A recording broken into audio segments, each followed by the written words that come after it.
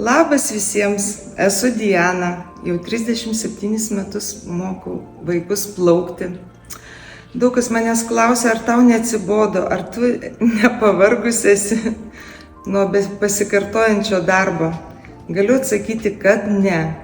Bet kaip tai man pavyksta visą tai padaryti, kad aš visada su džiaugsmu keliauju į savo darbą, į šitą nuostabų centrą, kuris šiuo metu vadinasi Hobbyverse. Na tai aš atskleisiu šiandieną jums paslaptį. Tiesiog aš moku išėjusi iš darbo, kad ir kokia pavargus būčiau, aš moku uždaryti duris.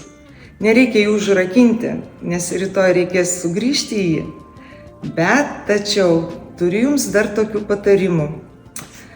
Labai mėgau važinėti dviračiu prieš kokių 10 ar 15 metų.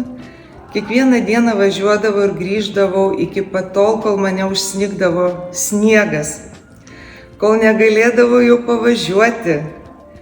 Visą laiką dviratis buvo mano didžiausias draugas.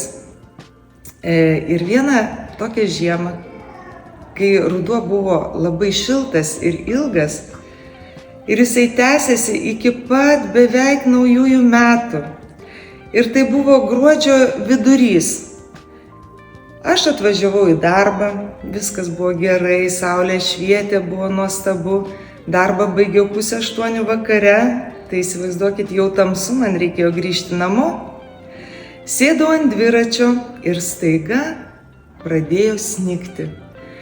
Ir leidosi tokios nuostabios snaigės, tokios didžiulės kaip plaštakės, baltos. Važiavau aš tom apsnigtom gatvėm ir privažiavau mokyklos stadioną. Ir jisai buvo apšviestas. Ir įsivaizduokit tokį vaizdą. Aš sustoju ir matau, kaip tam stadione žmonės žaidžia futbolą. Trumpa apranga, šortai, maikutės. Ir ką jūs galvojat, ar jiem tai sutrukdė žaisti futbolą? Taigi ne, mane taip užbūrė tas vaizdas. Aš sustojau su dviračiu ir stovėjau, aš žiūrėjau pusę valandos. Jie žaidė, vis labiau snigo ir snigo taip lėtai, atrodo tiesiog kažkokia tai pasaka.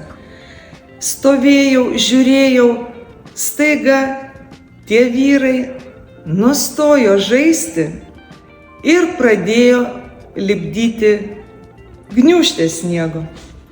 Ar galite įsivaizduoti vaizdelį? Jie pradėjo mėtytis tom gniūžtėm, išdykauti, krito ant sniego to pačio pirmojo ir pradėjo daryti angelus.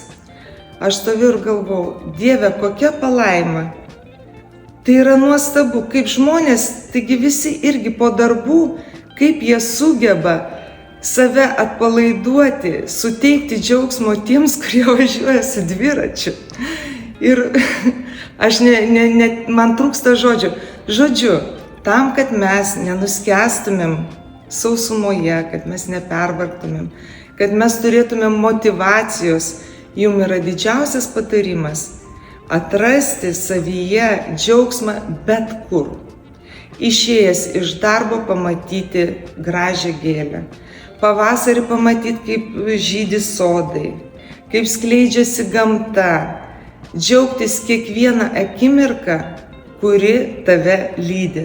Visiems linkiu nepamiršti šių mano patarimų ir laikyti savyje džiaugsmą, vaikišką džiugesį ir laimę. Visiems didelės sėkmės.